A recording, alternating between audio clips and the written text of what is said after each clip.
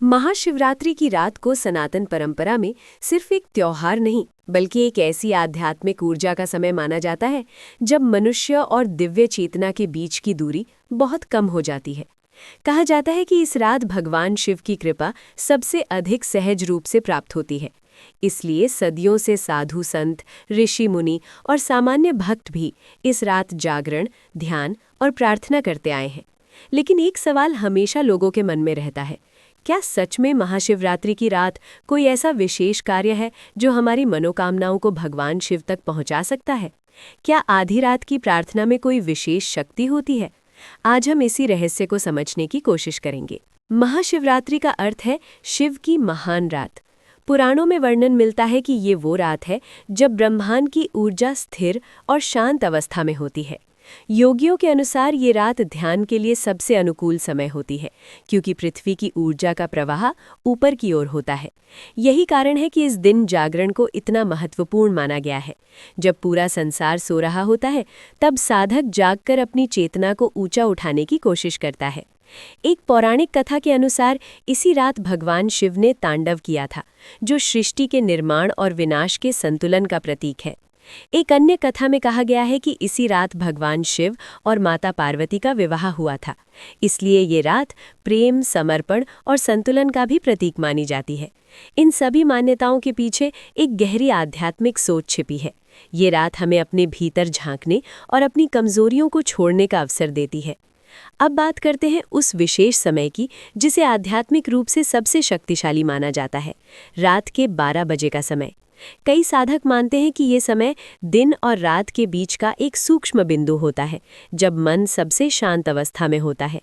इस समय की गई प्रार्थना और ध्यान मन को सीधे भीतर की गहराई तक ले जाते हैं।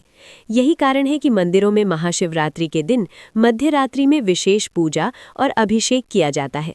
कहा जाता है कि यदि कोई व्यक्ति महाशिवरात्रि की रात 12 बजे पूरी श्रद्धा से ओम नमः शिवाय मंत्र का जाप करे तो उसका मन शुद्ध होने लगता है। ये मंत्र सिर्फ शब्द नहीं है, बल्कि एक कंपन है जो मन की बेचैनी को शांत करता है। जब हम बार बार इस मंत्र का उच्चारण करते हैं तो हमारे भीतर की नकारात्मकता धीरे धीरे कम होने लगती है और एक अलग प्रकार की शांति महसूस होती है। कल्पना कीजिए, शांत रात, दीपक की हल्की रोशनी, सामने शिवलिंग या भगवान शिव की तस्वीर और धीमे धीमे गूंजता ओम नमः शिवाय। ये दृश्य सिर्फ धार्मिक अनुष्ठान नहीं, बल्कि आत्मा और चेतना के मिलन का अनुभव बन सकता है। कई लोग बताते हैं कि इस रात ध्यान करने से उन्हें एक अलग प्रकार की ऊर्जा और स्थिरता महसूस होती है। महाशिवरात्रि से जुड़ी एक और प्रसिद्ध कथा है एक शिकारी की, जो अनजाने में पूरी रात जागता रहा और बेलपत्र शिवलिंग पर गिरते रहे। उसकी अनजाने में हुई पूजा से भगवान शिव प्रसन्न हुए और उसे मोक्ष का आशीर्वाद मिला। ये कथा हमें बताती है कि भगवान शिव के लिए सबसे महत्वपूर्ण चीज भक्ति की सच्चाई है, न कि विधि विधान की पूर्णता। इस रात उपवास रखने की परंपरा भी बहुत पुरानी है। उपवास का अर्थ सिर्फ भोजन छोड़ना नहीं, बल्कि अपने विचारों और इंद्रियों को नियंत्रित करना है। जब शरीर हल्का होता है तो मन भी अधिक शांत हो जाता है। यही कारण है कि ध्यान और मंत्र जाप इस दिन अधिक प्रभावी महसूस होते हैं। अगर हम आध्यात्मिक दृष्टि से देखें तो महाशिवरात्रि हमें 3 बातें सिखाती है: मौन, ध्यान और जागरूकता। भगवान शिव को आदि योगी कहा जाता है, यानी पहले योगी। उनका शांत स्वरूप हमें सिखाता है कि जीवन के शोर के बीच भी भीतर शांति पाई जा सकती है। रात के 12 बजे किया जाने वाला एक सरल कार्य, जिसे कई लोग विशेष मानते हैं, वो है अपनी आंखें बंद करके भगवान शिव को याद करना और दिल से अपनी प्रार्थना कहना। ये किसी चमत्कार की तरह नहीं, बल्कि एक मनोवैज्ञानिक और आध्यात्मिक प्रक्रिया की तरह काम करता है। जब हम पूरी ईमानदारी से अपनी बात कहते हैं तो मन का बोझ हल्का हो जाता है और हमें नई ऊर्जा मिलती है। कुछ लोग मानते हैं कि इस रात सपनों में मिलने वाले संकेत भी महत्वपूर्ण होते हैं।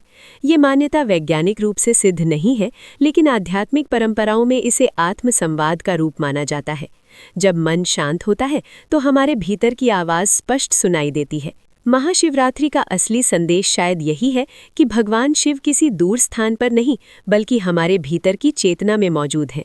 जब हम शांत होकर अपने भीतर झांकते हैं तो हमें वही स्थिरता और शक्ति महसूस होती है जिसे हम शिव कहते हैं। इसलिए इस रात किया गया ध्यान या प्रार्थना हमें अपने भीतर से जोड़ने का माध्यम बन सकती है। जागरण का एक और अर्थ है अज्ञान से जागना। ये रात हमें याद दिलाती है कि जीवन में कई बार हम अपनी चिंताओं और इच्छाओं में इतने उलझ जाते हैं कि अपने असली स्वरूप को भूल जाते हैं। महाशिवरात्रि हमें एक मौका देती है रुकने का, सोचने का और खुद को फिर से समझने का। अगर कोई व्यक्ति इस रात सिर्फ कुछ मिनट भी शांत बैठकर अपनी सांसों पर ध्यान दे, तो वो एक अलग प्रकार की शांति अनुभव कर सकता है।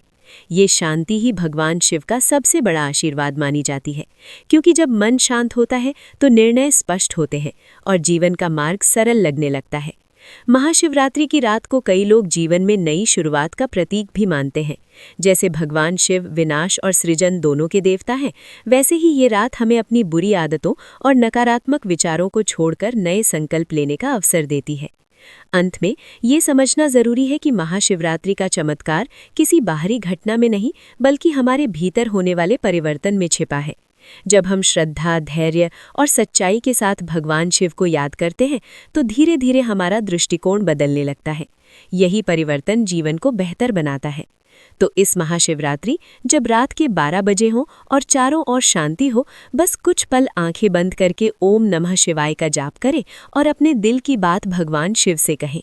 शायद यही वो सरल कार्य है जो इस पवित्र रात को आपके जीवन की सबसे यादगार आध्यात्मिक अनुभूति बना सकता है।